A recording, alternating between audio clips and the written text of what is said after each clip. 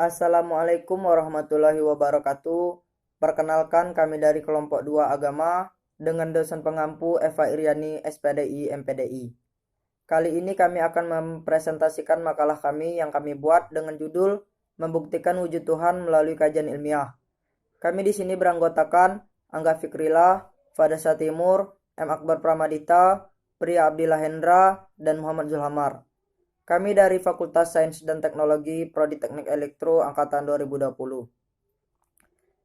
Makalah ini berisikan yang pertama, definisi Tuhan yang akan dibacakan M. Akbar Pramadita, konsep Islam dalam Tuhan yang akan dibacakan Muhammad Zulhamar.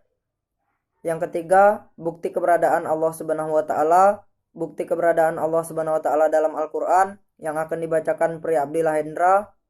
Dan penutup yang akan dibacakan Angga Fikrila. Kepada teman-teman dipersilakan untuk membacanya.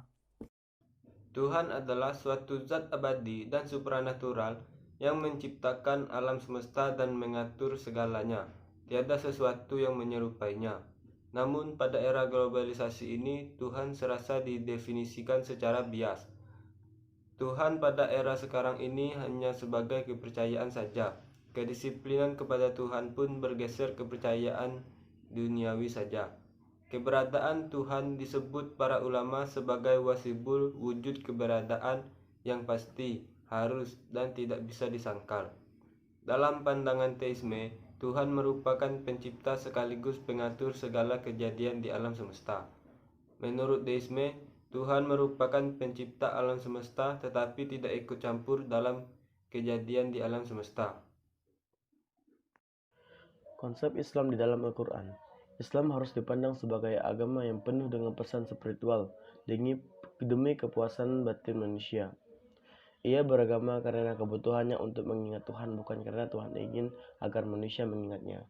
Jadi, Islam merupakan tindakan sukarela sebagaimana tersirat dalam kata dasarnya SLM, menjadi aman, terjaga, dan utuh. Nama saya Pria Abdillah Hendra. Saya akan melanjutkan presentasi yang telah dibacakan oleh Muhammad Zulhamar tadi. Bukti keberadaan Allah Subhanahu wa taala. Alam semesta adalah contoh pengukuhan wujud Maha Pencipta di alam semesta yang berisi matahari, bulan, bintang, dan sebagainya. Dan alam ini yang berupa manusia, hewan, tumbuh-tumbuhan itu sudah menguatkan tanda dan bukti perihal wujudnya Allah Subhanahu wa taala. Itu juga membuktikan keesaannya dan Dia sajalah yang kuasa menciptakan. Bukti keberadaan Allah Subhanahu wa taala di dalam Al-Qur'an. Allah Subhanahu wa taala telah berfirman di dalam Al-Qur'an yang artinya, sesungguhnya Rabb kalian semua adalah Allah Subhanahu wa taala yang telah menciptakan langit dan bumi dalam masa 6 hari. Kemudian Dia bersemayam di atas arsy. Dia menutupkan malam pada siang, mengikutinya dengan cepat. Dan diciptakan pula matahari, bulan, bintang yang masing-masing tunduk pada perintahnya. Ingatlah, menciptakan dan memerintahkan itu hanyalah hak Allah.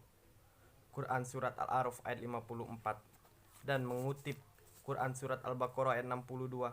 Sesungguhnya orang-orang mukmin, orang-orang Yahudi, orang-orang Nasrani, dan orang-orang Sabi'in, siapa saja di antara mereka yang benar-benar beriman kepada Allah hari kemudian dan beramal saleh, mereka akan menerima pahala dari Tuhan mereka. Tidak ada kekhawatiran kepada mereka dan tidak pula mereka bersedih hati.